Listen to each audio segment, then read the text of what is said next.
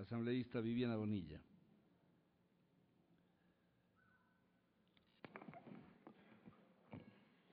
Gracias, señor presidente.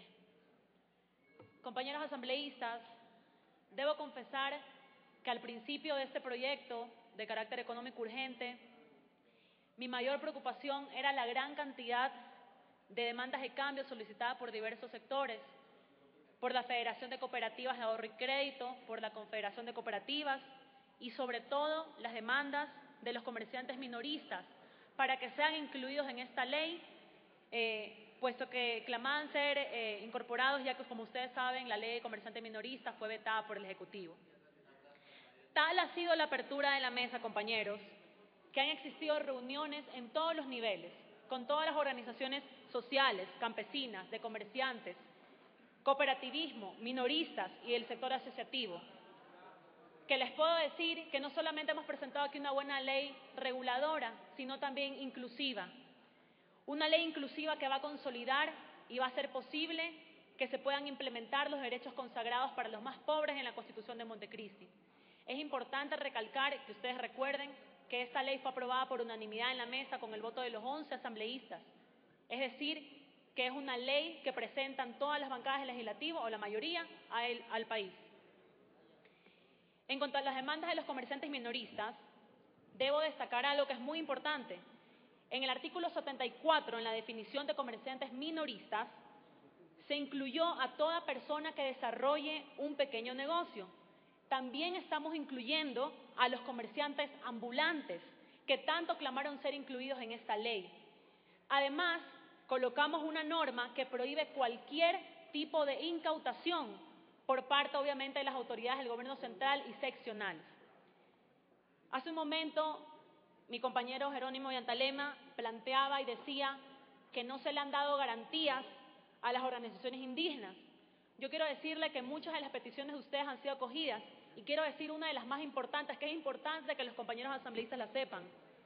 Se recogió el pedido de las organizaciones indígenas ¿de qué? De que cuando ellos produzcan alimentos básicos, o que sabemos que son productores de alimentos básicos para la canasta familiar, de que el Estado implemente medidas para evitar y eliminar la intermediación, que ¿qué es lo que pasa actualmente? El productor recibe una miseria y los productos llegan triplicados al mercado.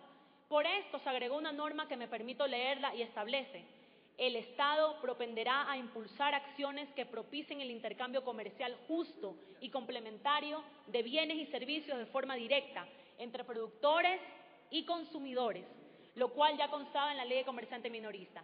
Recalco esto porque esto es un gran avance en esta materia y es importante decirlo para que ustedes lo conozcan, a los que no han leído la totalidad del proyecto o a los que de repente no le prestaron la atención del caso.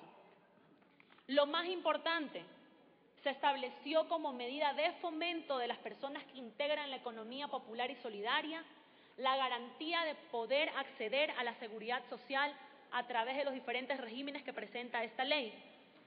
En la mesa comprometimos a la señora ministra para que no solamente esto quede en un enunciado lírico, sino que en lo más pronto posible, a través de la Comisión de los Trabajadores, esta asamblea pueda hacer una reforma en la que incluya a los comerciantes minoristas, que sean aquellos que cuentan con pequeños negocios, como aquellos que actúan de forma ambulante.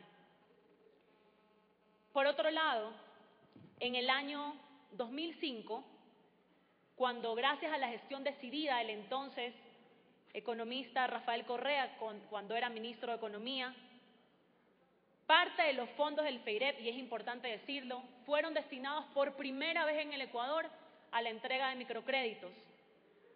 Sin embargo, es importante también señalar que ya cuando la banca pública empieza a entregar estos microcréditos, ya habían organizaciones no gubernamentales que se dedicaban a esto desde hace mucho tiempo. Organizaciones como Caritas, Hogar de Cristo, Fundación Huancavilca. Hacían un trabajo eficiente organizando a las mujeres en donde se daban los pequeños créditos para que no exista la mendicidad, el chulquerismo y obviamente que estén lejos de la miseria.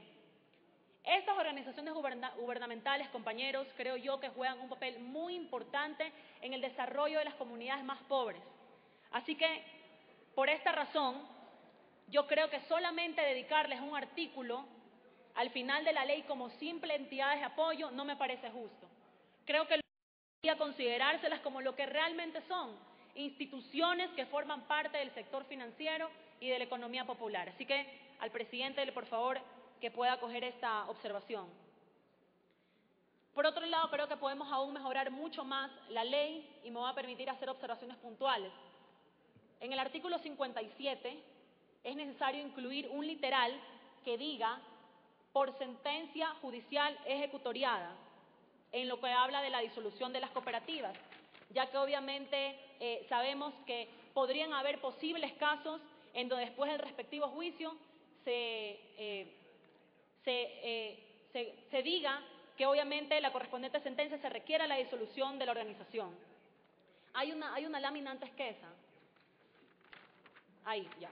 En el artículo 6, sustituir la frase sujetas a por amparadas por y sustituir la palabra deberán por podrán. Esto en el artículo que habla del registro. ¿Por qué?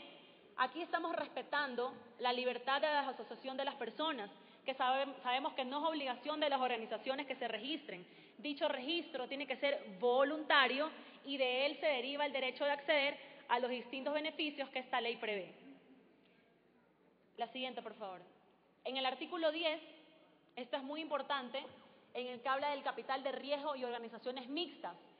Es importante que se incluya la frase en todos los niveles de gobierno.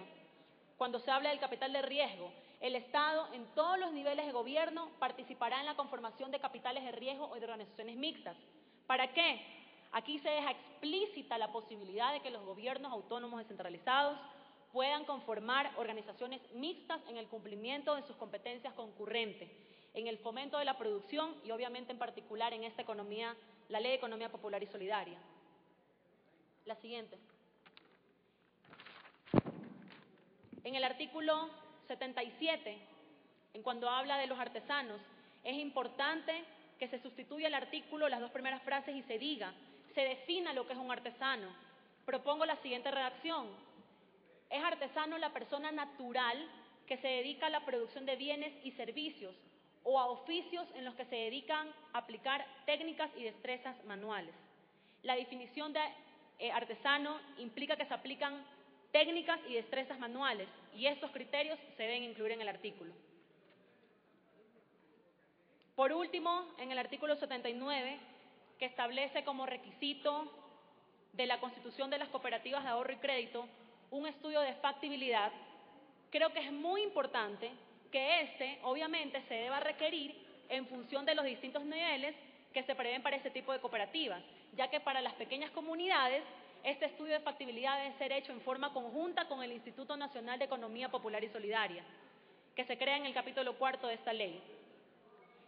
Sin más observaciones, compañeros, creo que esta es una ley, una herramienta eficaz para el desarrollo de la economía inclusiva y es importante que todos votemos a favor de esta ley en beneficio de los más pobres de este país. Muchas gracias.